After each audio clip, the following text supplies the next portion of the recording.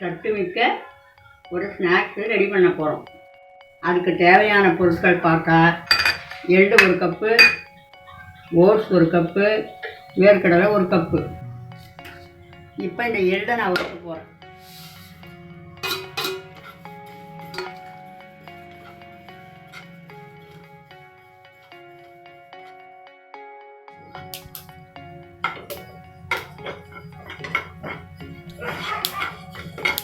போதுமா? அது போதும். வட்டாச்சு, எள்ளு வட்டாச்சு. அடுத்து வேர்க்கடலை.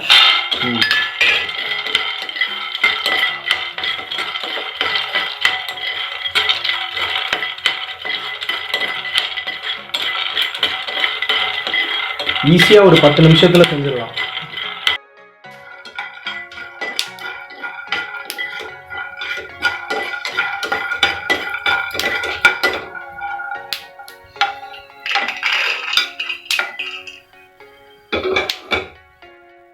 இப்போ ஓட்ஸ் வறுத்துக்கிறோம்.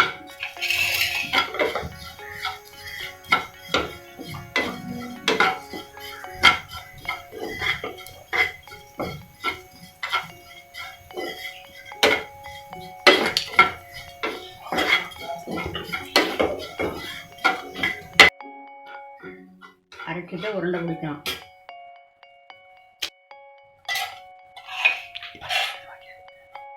இப்போ ஆறுனதும் அரைச்சிட்டு உருண்டை பிடிக்கணும்.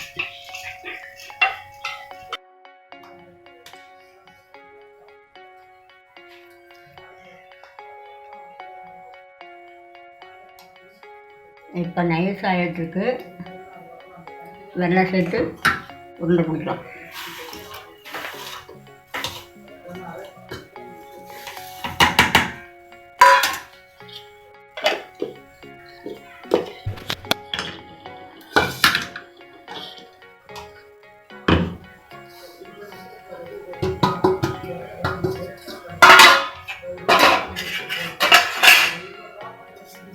நெய் ஏதாவது போடணுமா?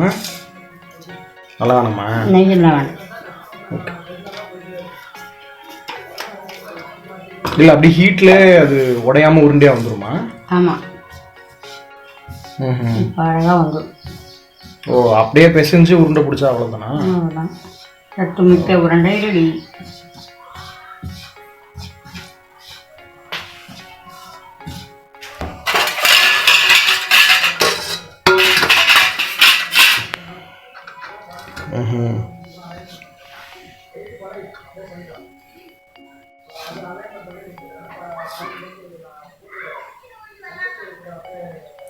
இது இவ்வளோ அளவு சேர்க்கணும் அப்படின்றது இல்லை.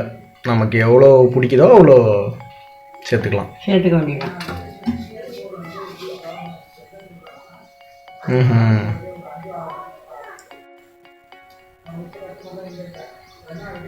ஓகே,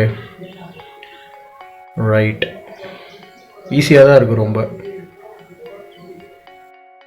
போட்டதுனால 7 உருண்டை வந்துருக்கு. உங்களுக்கு தேவையான இன்னும் இதில் நீங்கள் அதிகப்படுத்தி வேர்க்கடலை எள்ளு எல்லாமே சேர்த்து பண்ணி என்ஜாய் பண்ணுங்க. எல்லாரும் குழந்தைங்களுக்கு கொடுத்து.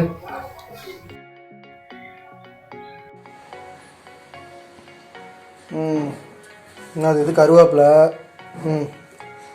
இப்போ நாம் ஒரு கருவேப்பிலை பொடி அரைக்க போகிறோம். அந்த கருவேப்பிலை பொடி உடம்புக்கு ரொம்ப நல்லது. சாதத்துக்கும் பிசைஞ்சு சாப்பிடலாம். அதுக்கான அளவு இங்கே வச்சுருக்கேன். இந்த கப்பில் 1 கப் கடலைப்பருப்பு, இதே கப்பில் கருவேப்பிலை, 7 மிளகா, தேங்காய் துருவல், புளி, பெருங்காயம், அதுக்கு தேவையான உப்பு எடுக்கணும். இப்போ கடலைப்பருப்பு வறுக்கணும்.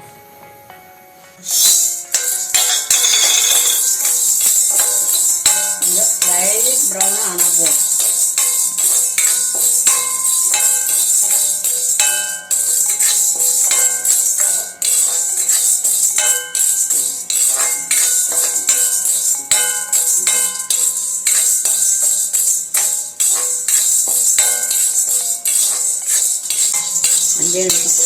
இதாகிட்டு அடுத்தடுத்து டக்குன்னு ஆகிடும். இந்த எல்லாம் நிதானமாக பண்ணால் நல்லா சுவையாக இருக்கும். எல்லோரும் விரும்பி சாப்பிடுவாங்க. சாதத்துக்கு சாப்பிடலாம், போட்டு நெய் போட்டு சாதத்தில் சாப்பிடலாம்.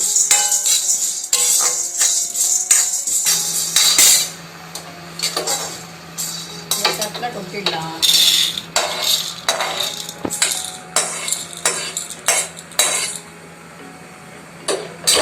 இப்போ இந்த கருவேப்பிலையை லேசாக சூடு பண்ணலாம்.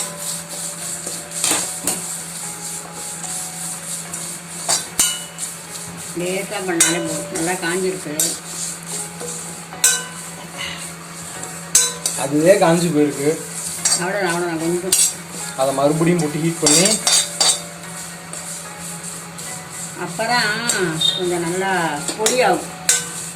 ஓ, அரைக்கும் போது ஈஸியாக இருக்கும். பூஞ்சை கலந்து பூக்காமல் நல்லாயிருக்கும்.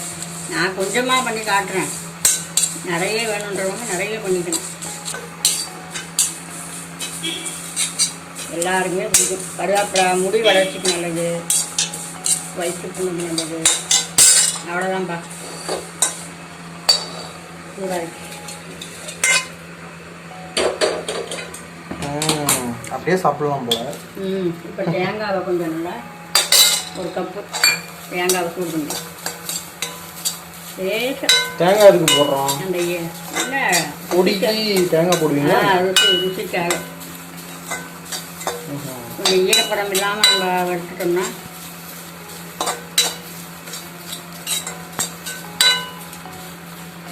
எல்லாமே நம்ம ருசிக்காக தான் எல்லாமே பண்ணுறது.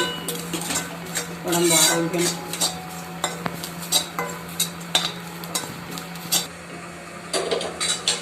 இப்போ மிளகாய் சூடு பண்ணிட்டோம்னா ஒரு அவங்கவுங்க காரத்துக்கு தகுந்தபடி மிளகா சேர்த்துக்கலாம். காரம் கம்மியாக வேணும்னா கம்மியாக, அதிகமாக வேணும்னா அதிகமாக. உப்பையும் போட்டு லேசாக வச்சுக்கிறேன் ஈரம் இல்லாமல். புளி, வெங்காயம். புளி எவ்வளவு? ஒரு சுண்டைக்காய் அளவு. புளி பெருங்காயமா? பெருங்காயம் போட்டேன்.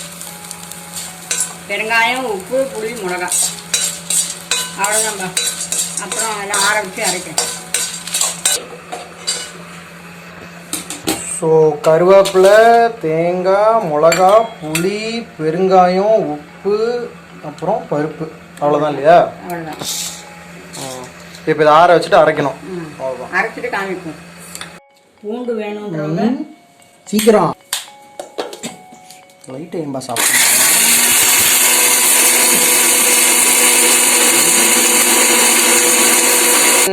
ஓப்பன் செய், காட்டு. இப்படிதான் வருமா?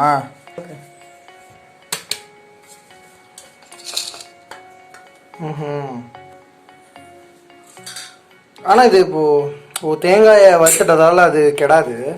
கெடாது. சாதத்துக்கு பசங்க சாப்பிட நல்லா இருக்கும். அவ்வளோதான். ரொம்ப அரைக்க வேணாம், போதுமா அது? போதும். ஸோ சுவையான கருவேப்பிலை பொடி தயார். சாதத்துக்கும் டிஃபனுக்கும் அனைத்துக்கும் ஏற்ற ஒரு ஈஸியான சுவையான சத்தான ரெசிபி தயார்.